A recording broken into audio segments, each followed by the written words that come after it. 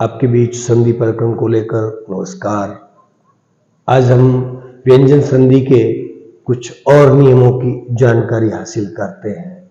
तो आइए अब हम पढ़ते हैं व्यंजन संधि की 3 शर्तें। मैं पहले की क्लास में बता चुका हूं, जिसके कुछ उदाहरण मैंने आपको बतलाए थे। एक दो उदाहरण और ले लेता हूं, जैसे जगत, धन, नाथ।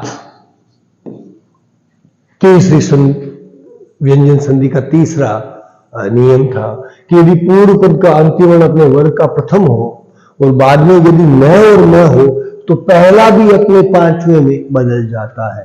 तो इसका जगन्नाथ कैसे होता है? जग, त थ द ध न अंतिम न होता है, त आधा तो न भी आधा होता है, ये बाद वाला न होता है, जगन्नाथ हो जाता है। एक और होता है अप धनमय, तो प वर्ग प्रथम है तो इसका हो जाएगा प फ ब भ म, अम्य, अम्य, ये इसका हो जाता है। ये तीसरी शर्त के कुछ उदाहरण है। नेक्स्ट अगर हम और उदाहरण ले लें तो हम ये देख सकते हैं कि चौथा उदाहरण व्यंजन संधि का, कि यदि पूर्व पद का अंतिम व्यंजन म हो और उत्तर पद का प्रथम वर्ण कोई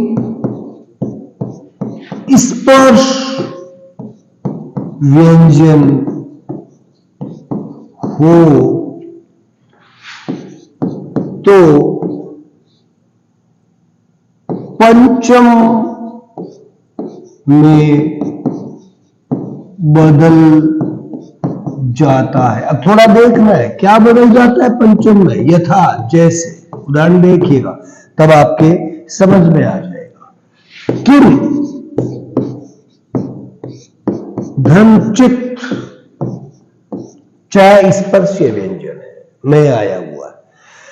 तो ये दूसरा जो उत्तर पद का प्रथम वर्ण है वो अपने पांचवें में बदल जाएगा। तो इसका क्या बनता है कि मैं आया हूं तो मैं उस पंचम में बदल जाएगा। तो च छ ज ज य, तो ची छोटा है ना, ये ची छोटा हो गया, लेकिन इस मैं का ये बन गया।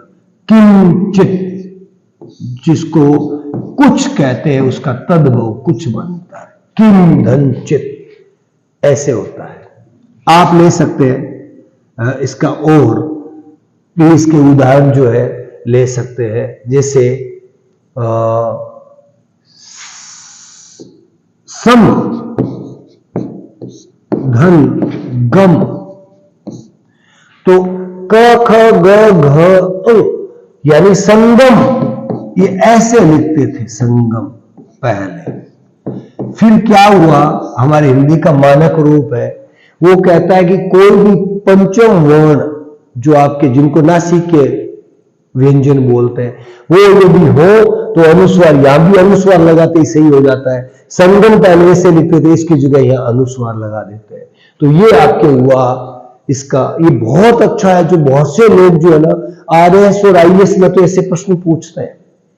आपको पूछ लेंगे कि ये किंचित लिखा हुआ है, इसको शुद्ध रूप क्या होगा? तो ये होगा इसका शुद्ध रूप, क्योंकि ये नियम काम करता है कि यदि पूर्व पद का अंतिम वर्ण म है और बाद में कोई स्पर्शीय व्यंजन है तो आपका पंचम जो ये वर्ण है ना, ये इस मैं का बाद वाले के पंचम वर्ण के अनुसार अर्थ हो जाता है। इसी का एक नया उदाहरण ले लीजिए, एक नया नियम ले लीजिए, पांचवा नियम ले सकते हैं हम।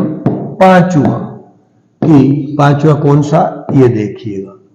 पांचवा कि यदि पूर्व पद का अंतिम वर्ण, ये चौथा और पांचवा सेम है, अंतिम वर्ण म हो, और यदि पूर्व पद का अंतिम वर्ण न हो और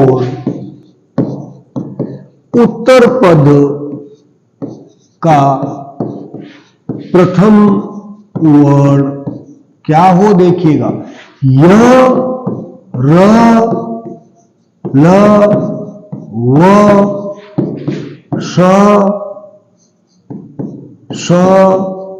स और ह हो तो मैं के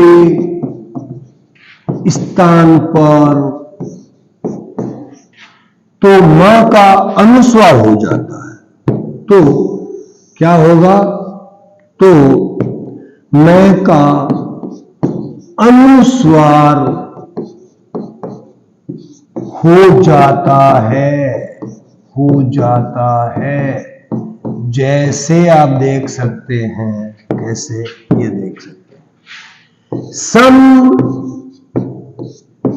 धन सार, ये से आ गया। तो इसमें का अनुस्वार बन जाएगा, तो ये बन जाएगा संसार। सम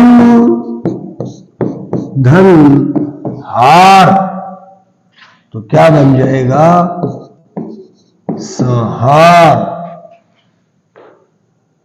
ऐसे सारे जो है शब्दों का अनुस्वार बन जाता है। हमने पहले पढ़ा, उसका भी अनुस्वार कर देते, आज की हिंदी में गलत नहीं होता, लेकिन उसका, जैसे आप ये देखो, लेकिन इसका ये आपका जो है पंचमाक्षर बोलते हैं इनको, अनुनासिक व्यंजन, ये और ये लगने बहुत आवश्यक है अगर हम इस नियम को फॉलो करते हैं। तो अगर इसका अगला रूप अगर हम देखें तो हम इसके बहुत से उदाहरण है जो आप अपने किताब में और इधर उधर देख सकते हैं, जिनका आप इस तरह से देख सकते हैं। सम धन सार का ये हो गया, ये भी ऐसे हो सकता है।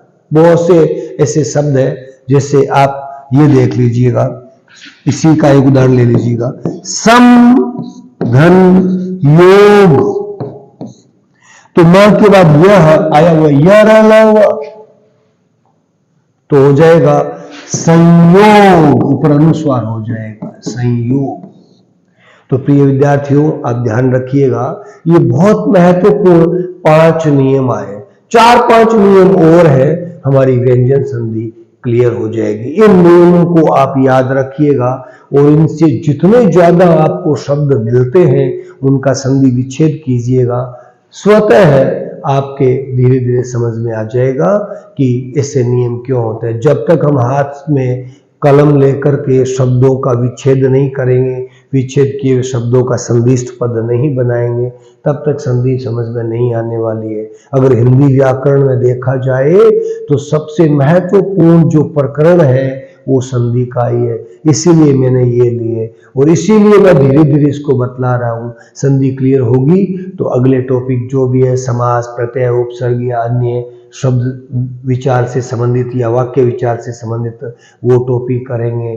तो एक बार हमने जो है इन नियमों को देखा, मैं धीरे धीरे इसलिए चल रहा हूँ क्योंकि मेरा ये उद्देश्य है कि छोटी कक्षा के बच्चों से लेकर के बड़ी कक्षा के बच्चे तक छोटे छोटे वीडियो देख करके अपने में संधि को सीख सकते हैं, आत्मसात कर सकते हैं और सुधार कर सकते हैं। तब तक